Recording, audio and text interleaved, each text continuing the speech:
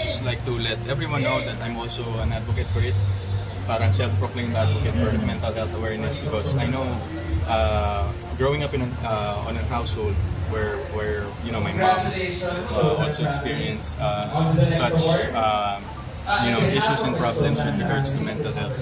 I know how it feels and parang mas ang sarap lang magbigay ng tulong sa mga taong nakakaranas nito because I've experienced it as well personally and I was able to live about it. So para sa kanila to, this award is for them definitely.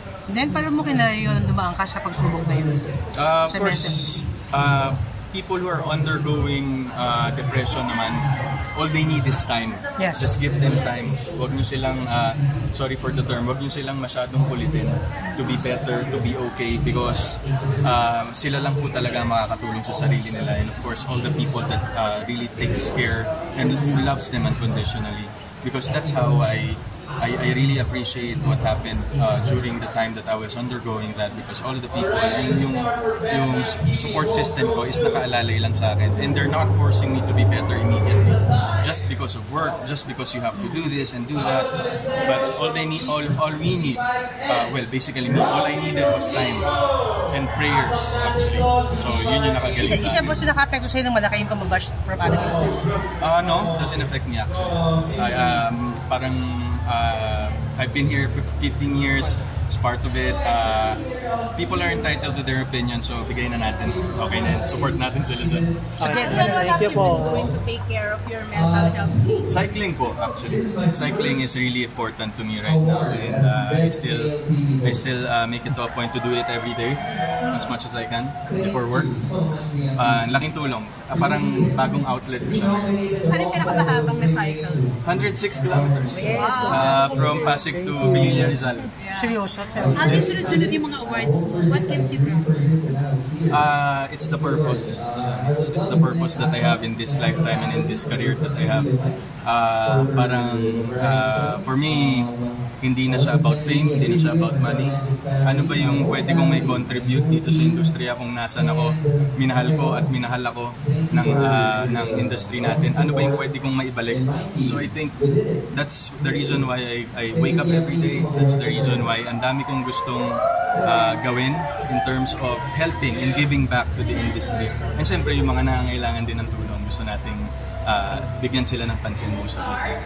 And napupuri ka Alden because of your gratefulness na hindi ka nakakalimot. Diba? Yes, Kilala ka ng mga tao sa ganyan. Opo, sana maging inspiration din siya, especially to the new ones.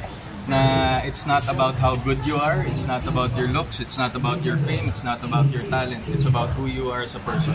I think they should remember that. I think isa yun sa mga bagay na kailangan nilang i-consider because this industry is good but sometimes unfair at the same time. So you gotta leave a good mark to the people who you meet. So it's always about who you are and dapat grounded lagi, humble lagi, mabait lagi. Thank you po. In-honor ka ni May Mendoza din sa pag-start ng I don't wanna comment on that issue po. Sorry po. Gusto mo, question na lang, Alden, how do you set your boundaries? Right now, because I underwent depression, mas kumapal siya. I don't let anyone in instantly. Parang yung things before na parang madali ako magtiwala is hindi na siya ganun ngayon. I keep my circle small. Paliit siya ng paliit as I grow old. Okay. So, isa yun sa mga protections ko and safeguards ko for me to be able not to experience all the bad things I've experienced in the past. Thank you po. What's in store pa for Marian aside from the courtroom drama that yes, so it's currently we're gonna be going to LA in October for the LA Film Festival. Pumasok din siya doon. So it's gonna be shown on Netflix actually by the end of the year. Then we're doing one international show. Actually hindi show, movie. And then I'll be doing a series this year. Actually next year pala, and one movie this year that I'll be directing as well. So, yun for announcement. Alden, last lang, is there a chance to work again with Catherine? Maraming pa sa naghihintay. Pag may opportunity po, we'll see. Tingnan po natin. Yan siya, Pinto. Maraming salamat. Thank you.